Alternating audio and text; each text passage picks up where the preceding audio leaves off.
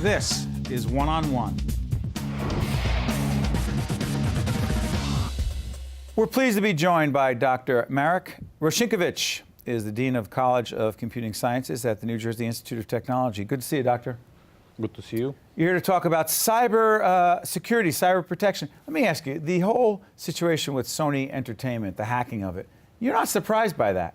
No, I'm not surprised because they made number of mistakes in protecting themselves that are very common. Such as? Such as relying too much on perimeter protection. What's perimeter protection? Perimeter protection is equivalent to having a fence around the whole enterprise. And they assumed that this would protect them, and it will not. Because you're saying you break through the perimeter and then they have access to everything. This is the problem. So there was no backup to the perimeter?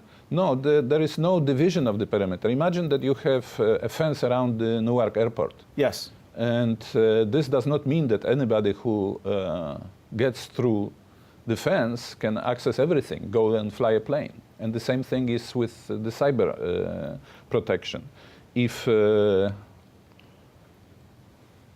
you have multiple resources to protect, they should be protected separately. But they didn't have that. They didn't have that.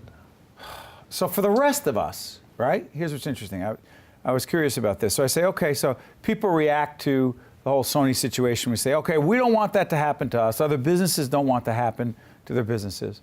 The biggest lessons we should take away from that? So the biggest lesson in terms of cybersecurity protection is that if you have multiple resources with various degree of importance, you should protect them separately. And the fact that... Give us an example. Well, for a small business like ours, how do you protect them separately? Well, you know, if you are a company, you probably would be less worried about somebody getting access to the pictures from last year's holiday party.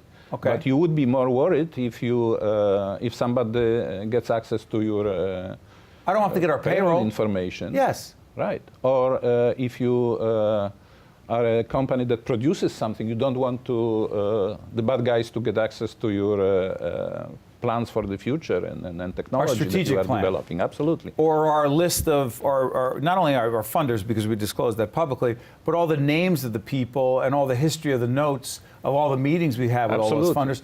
But how do you protect that?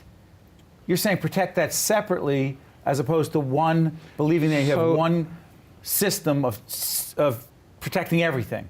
Well, you have multiple fences inside, and you have different compartments of information. This is a well-known concept in protecting the sensitive information by the government. And some people get lazy and don't do that. Some people get the sense of false security by hoping that the external perimeter protection would prevent the bad guys from getting in. And how about individuals? You have told our producer, you're talking to our producer Jackie, and you told her that using your password as an individual over and over again is a problem. And I'm thinking, what? Why is that a problem? It absolutely is. But let's start with a different example. Go ahead. If somebody comes to you in the cafeteria and says, Mr. Adobato, would you give me your credit card number and PIN?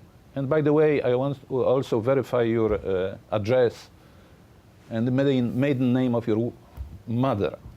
Would you do this? Probably not. But yet people do it routinely. Tens of thousands of people respond to this kind of request on the internet. What's the problem with that? Well, you know, if... is that too much information to give? Right. No, it's the information that you should keep. This is your private information. You wouldn't give your credit card information to anybody, if somebody, particularly to somebody whom you don't know. On the other hand, you know, as I said, people will get a request by email formulated very similarly to what I just said, and they give this information out without thinking. But the password problems that you mentioned is also obviously very important. But it's my password. It's your password, and for many people, the password is 12345, or the name of your wife.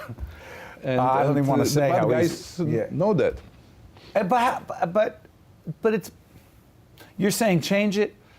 No, how often? I'm saying have different passwords to different domains. Again, you don't want to, if one of your passwords is compromised, guessed, or whatever it broken into by whatever means, you don't want the bad guys to have access to all your accounts. Wow. Multiple passwords. So you have to have multiple passwords, and they have to be non-trivial. Do you believe, in the time we have left, do you believe that most individuals and most businesses are aware enough of how serious this cyber threat is? I think they are beginning to become aware of it. And again, it depends of, as I started, from whom do you want to protect yourself? You have to accept the fact that if you are dealing with a determined and highly qualified adversary, they may break in. So the question is, control the damage. Be prepared for the fact that don't put all your eggs into one basket. Spread it around. No, have it in multiple domains, in multiple accounts, yes. Use encryption, use up-to-date virus protection, and so on. And if someone says, that's too much money, or I don't want to spend that money, your response would be, what's the cost of? Of not doing it, obviously. So you know, we had last year something. We'll keep talking off the air, but 12, go ahead. Yeah. It's a big risk not doing it, and you'll pay a lot later. You pay much more, right? The risk is much bigger. And it's an important topic. We'll keep talking off. One-on-One with Steve Adubato has been a production of the Caucus Educational Corporation, celebrating over 25 years of broadcast excellence. Funding for this edition of One-on-One with Steve Adubato has been provided by the New Jersey Education Association, Wells Fargo, activists in cooperation with the American Medicine Chess Challenge, Steve and Elaine Pozicki, United Water, MagnaCare, and by Johnson & Johnson. Transportation provided by Airbrook Limousine, serving the metropolitan New York, New Jersey area.